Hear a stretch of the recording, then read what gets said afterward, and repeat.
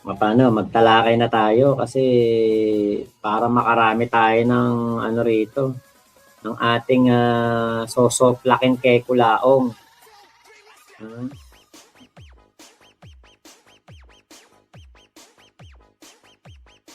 Ayun, eto.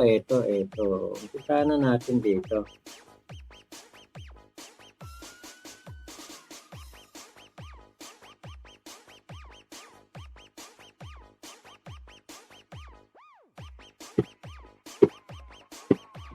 Ayun. Pero mas madami doon pag BBM na. Oo, ganun talaga pagpatayo.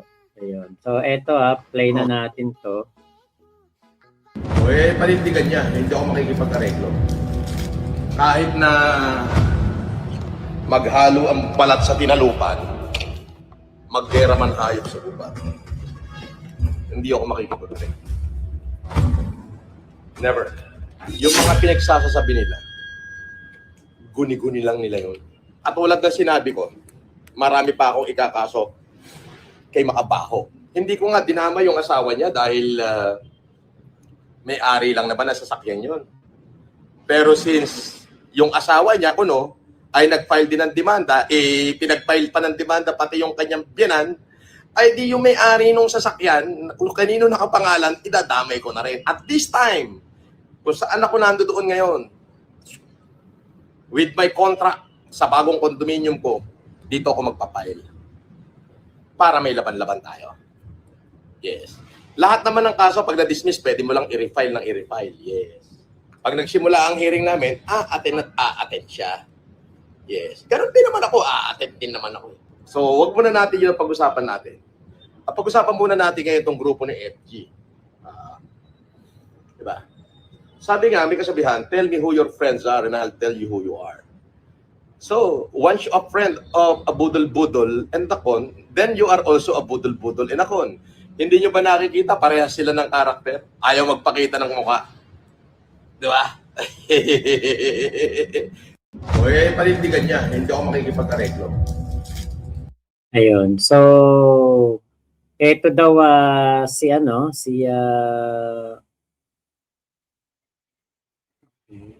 nalilito ako dito sa aking ngayon ginawa. Teka, balik ko na nga lang. Kakalito. Ito daw pong si MG at ewan ko kung yung asawa ni MG ang kanyang pinapatungkulan dito. Parang pinagsasalitaan niya ng hindi maganda, nako, Kulaong, panibagong kaso na naman yan. Yun, parang hindi ako malito. Panibagong kaso na naman yung Kulaong kasi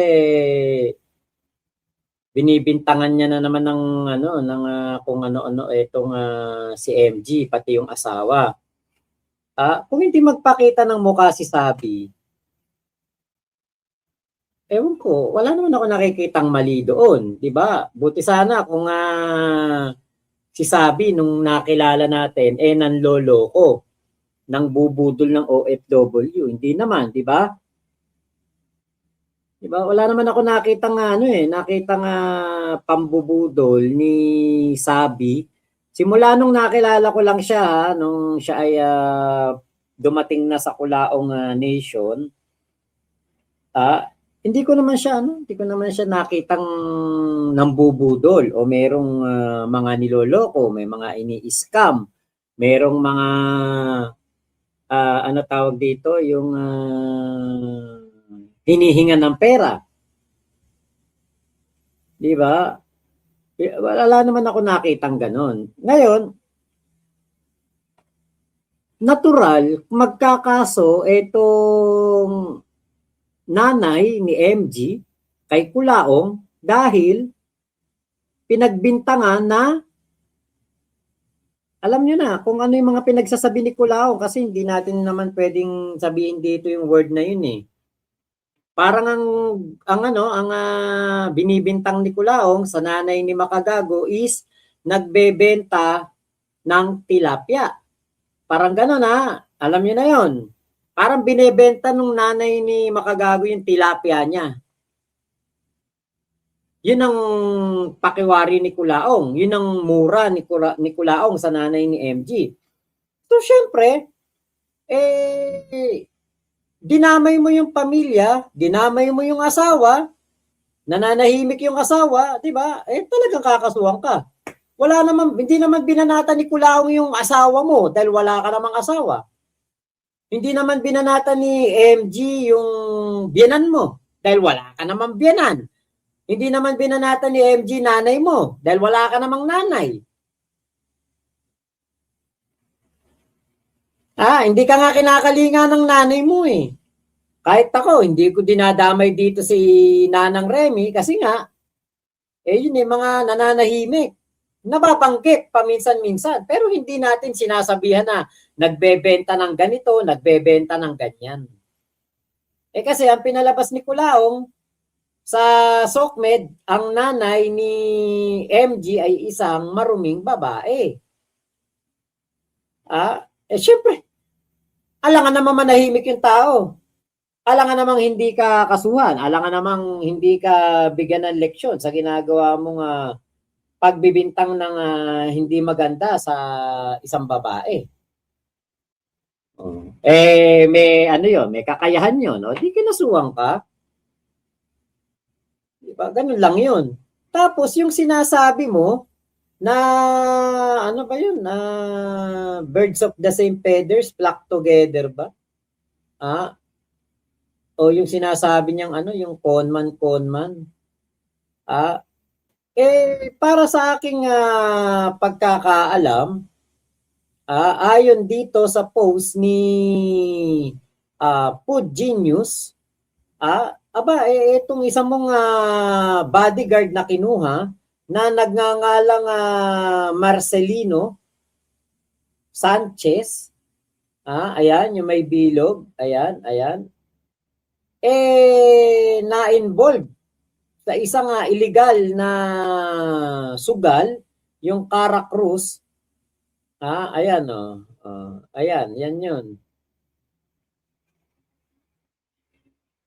Di ba? Bakit ganon?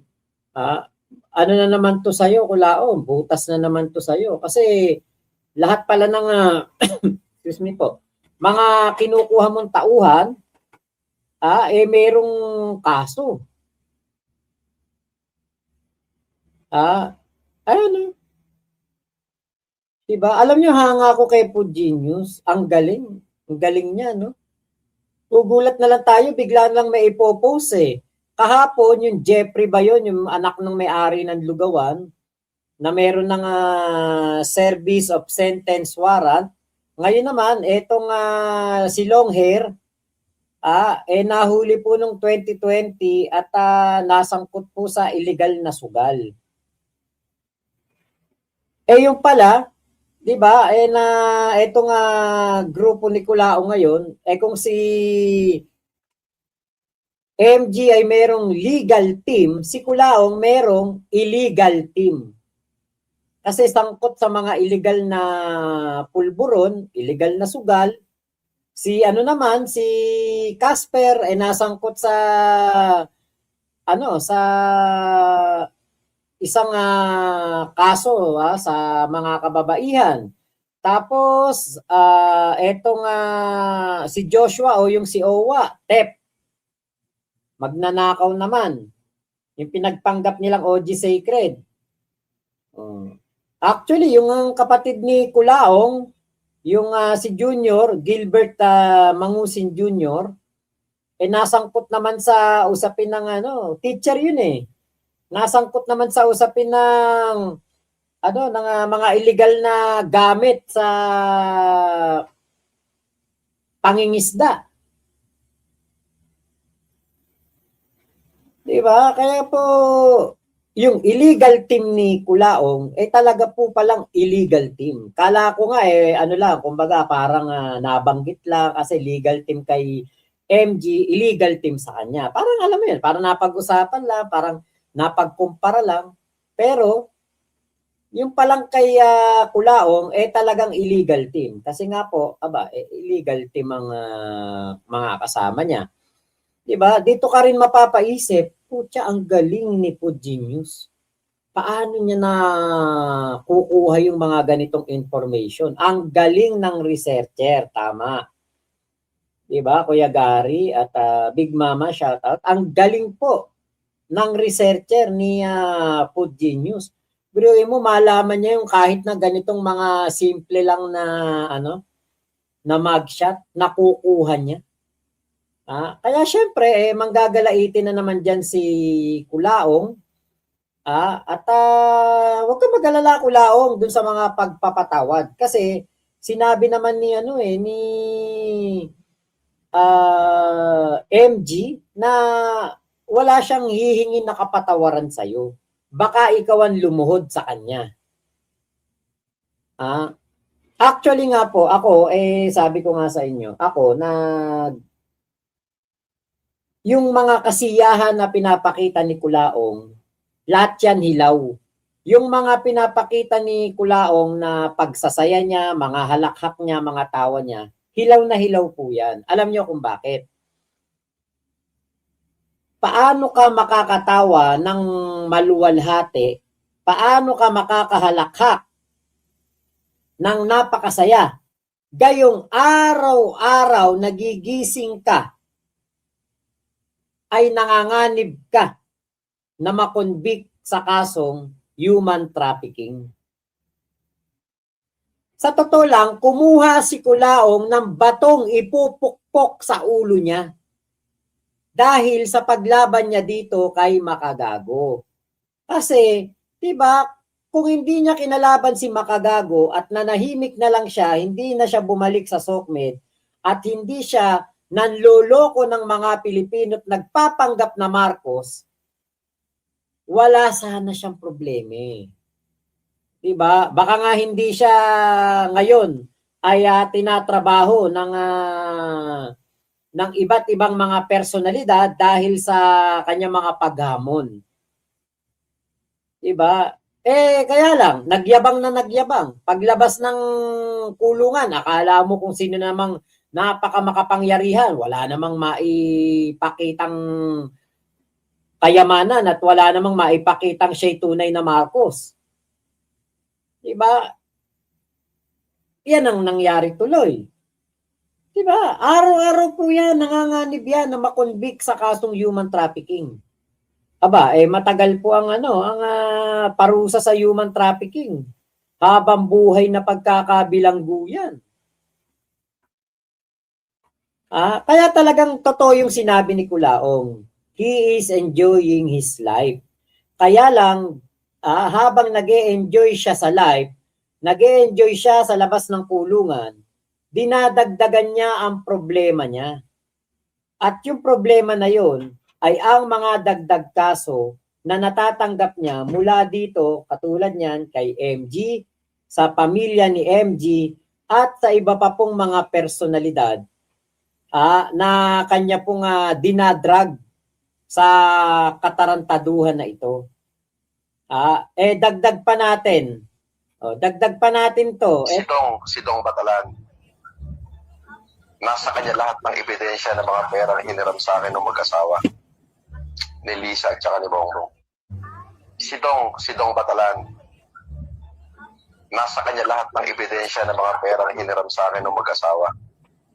Ni Lisa at saka ni Bongbong. Si Dong Batalan. Nasa kanya lahat ng ebidensya ng mga perang hiniram. Di ba?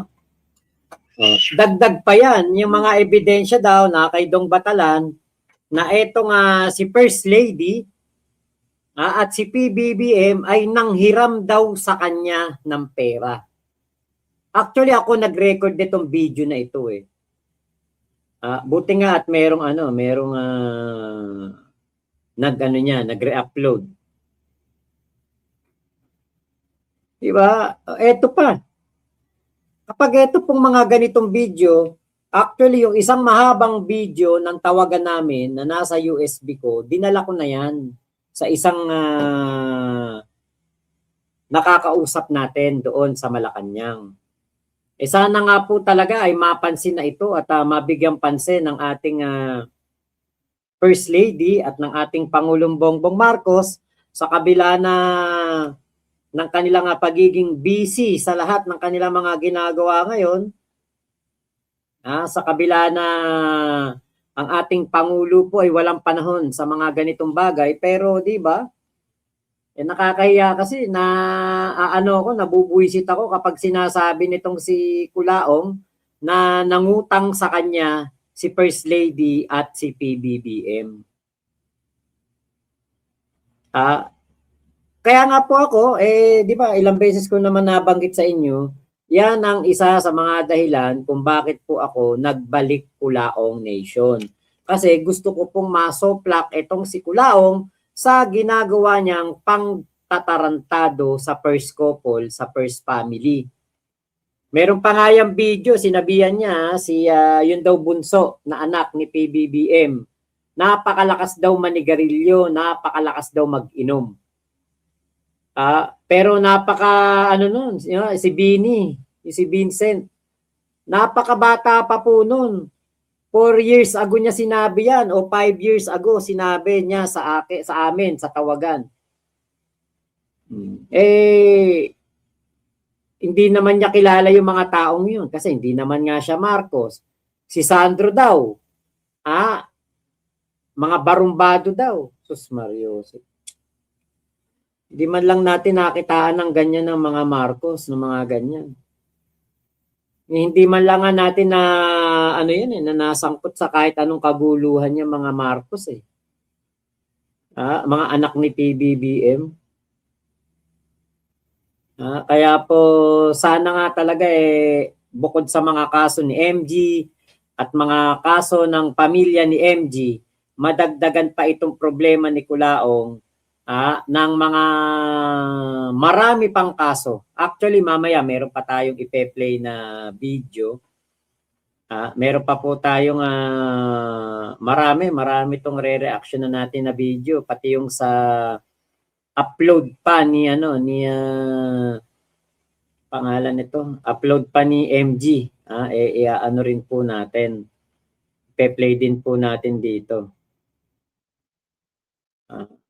Okay, basa muna tayo ng comment. Sana po sa mga dumarating ay mag-automatic like na po kayo. Ayan, 230 viewers with 54 likes only. Kapag po tumalab na yung sumpa na kayo ay magiging kamukha ni Kulaong, kapag hindi po kayo nag-like, hindi nyo na po ako makokontak. Bahala kayo sa buhay nyo. Kapag kayo pinalaya sa bahay ninyo, at kayo naging kamukha na ni Kulaong, bahala po kayo. Ate Michelle, hello po, Kulaong time paggising. Ayan. Kuya Jin Sarmiento. Tingin mo, Boss Mac, mga ilang milyon pa ang pera ni Kulaong, wild guess lang. 6,000 nga lang po yung winawagayway na ganyan sa live 6,000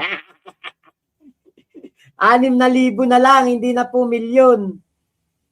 Sabi ni Don Corleone, mentality, pag nahuhuli sa kasalanan, mangdadamay ng ibang tao para malihis ang atensyon sa iba. Or, if I go down, I'll bring you with me. Mentality. Yun, tama, ganun nga si Kulaong. Okay, Machamochi, once a friend of criminal is also a criminal. Ayun. Okay, Kuya Alex, pa ulit-ulit lang ang sinasabi nitong si Kulaong. Kuya Henry, dito ata sa pahiga kasi nakita din kita dito. Saka ako pumunta sa Patayo. Sarap daming soplakin doon. Okay, Mark Edward Brazil, lalo na si MG hindi magpapaareglo sa iyo, Kulaong. Tama. Dang, portrait Patayo, landscape pahalang, mas maganda manood sa landscape. Maria, si Ate Ira. Nice, gandang gabi everyone. Gandang gabi, Boss Mac. Ang gaganda talaga ng cups mo. Ay, nako. Ito yung mga isa sa mga luma kong cups. Galing kay Ate Nika Pinay-UK to. Ayan, nako. Mga mga original na New Era. Shout out Ate Ira, Sauri Kulaong. Okay, ano to? Si Kulaong dadakpin niya daw si Sabi, pero sa bara-barang paraan, inaagaw niya mga role ng pulis. Oo, tama. Okay, sabi ni Ate Michelle, tama po, alam niya na baka pupunta si MG, kaya nag-hire ng 4 na goods. Actually, ano yun? 7. Ito yung kasama niya. Tapos sabi pa niya sa live, 4 daw dinala niyang abogado, mga dekalibre. What does that mean? Abogado o mandurugas bit-bit niya? Resting, overconfident ang Nimal na Kulaong na siya ang mananalo sa kaso. Tama. Gary Caba, gandang gabi po. Sorry Kulaong. Yun nga, hindi kasi natin pwedeng basahin yung word na yan. Gary Caba, yan, gandang gabi Golden Takore. O mga, okay, yung kasama niya, Michelle yung iba. Hindi kasi natin pwedeng basahin yung mga ganyang word. Pasensya na. Big Mama, present ulit. Sana di makatulog para nakalike naman ako. Ayun. Salamat po. Okay, Kuya Gary, magaling na researcher si FG. Yung group naman nila, Kulaong, puro kriminal. Kulaong Illegal Team, also known as the Boys. Ayun. Golden Takore, legalista, mga mukhang suspect kahit di pa gumagawa ng krimen. Kahit na nga nagbagong buhay no? Mukhang gagawa pa rin ng masama. Ian Chris Cortez, shout out. Adrian Castigador, oo nga po, galing ni FG. Gary Caba, Golden Takore, halata naman sa sa kalagi, naka-live si Kulaong, saglit lang. Tulog, okay, praning pa, delulo na, tanda yun, nagpupulburon. Ayun. Mark Edward, yan, wala sila Kulaong, researcher. Tama. Golden Takore, kaya nga Gary, lalo na yung dati niyang itsura, di pa sirko niyang ngipin. Ay, oo, Kuya Golden Takore, totoo yan. Yan ang kulang kay Kulaong. Wala siyang researcher. Bakit? Walang pampasahod. Wala siyang pampasahod sa mga ganyan. Mahal ang sahod niyan eh. Tulad niyan, si Food Genius. Kung sa amin lang, kunwari kami ang kikilos, kaya kong malaman kung sino si Food Genius eh. Magagawa kong alamin kung sino yan. Pero hindi ko gagawin. Bakit? Hindi ko naman kalaban yan eh. Kaibigan ko nga yan eh. Kung gugustuhin lang talaga ni Kulaong. Kaya lang, wala kasing pera si Kulaong. Walang pera eh. Kaya hindi niya kaya na alamin kung sino si Food Genius.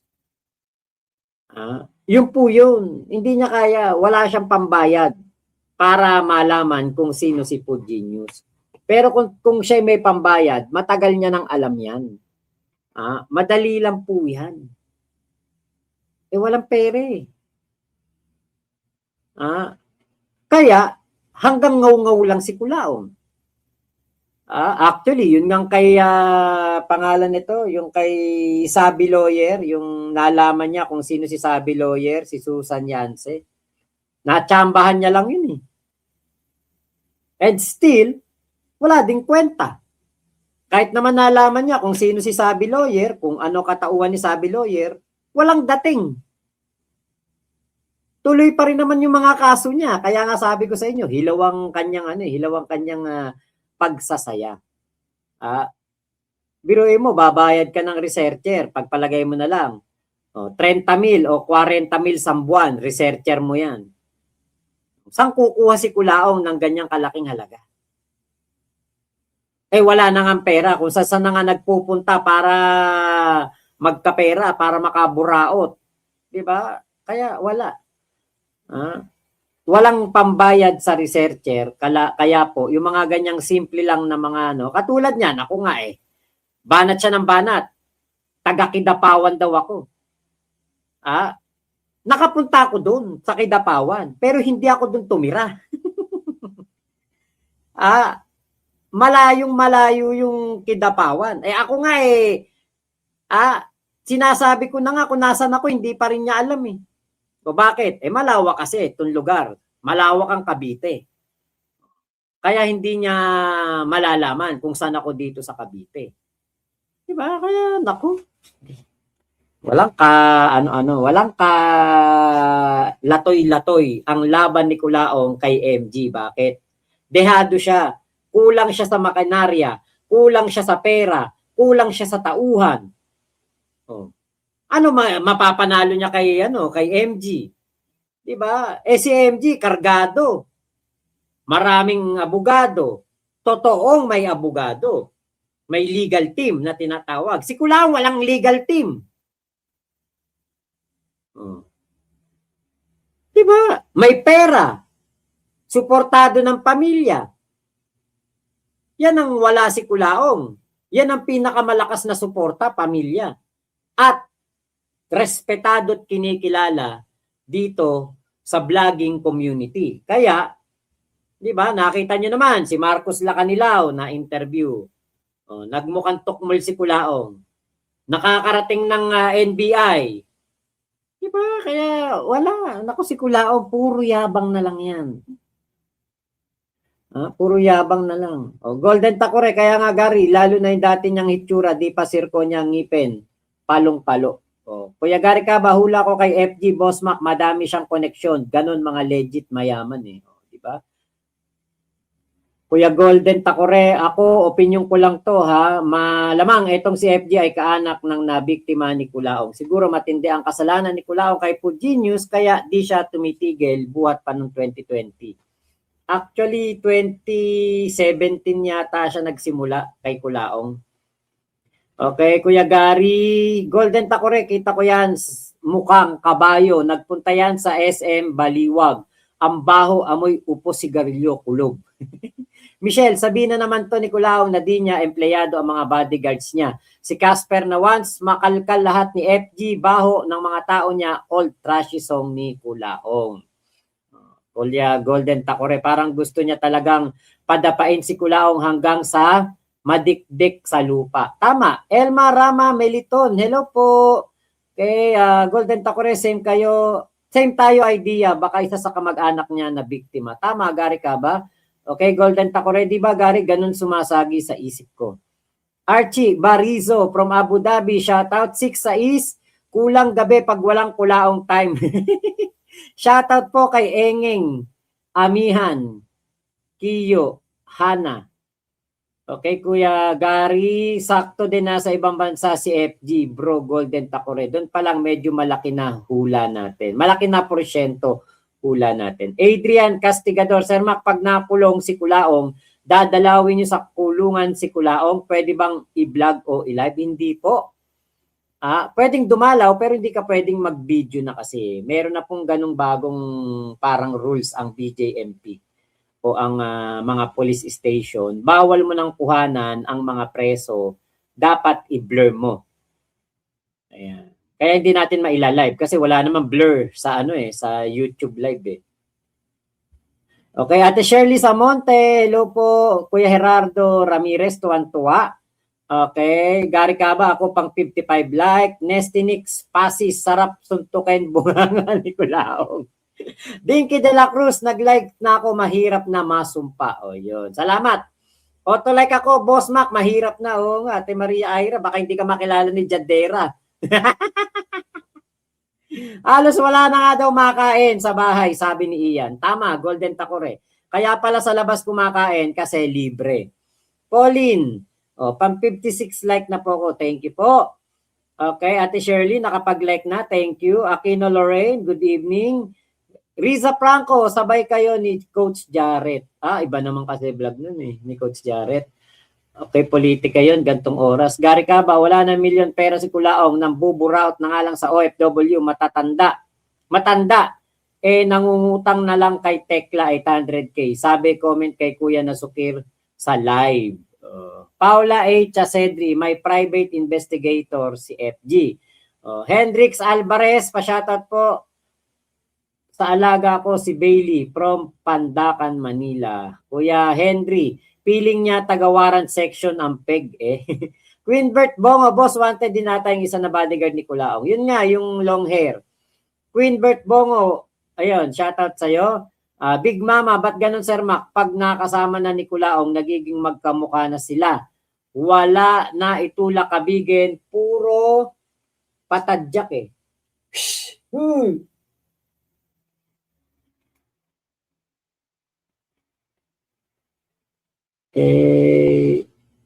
Shout out sa'yo, idol. Kula ang leader ng illegal team nila.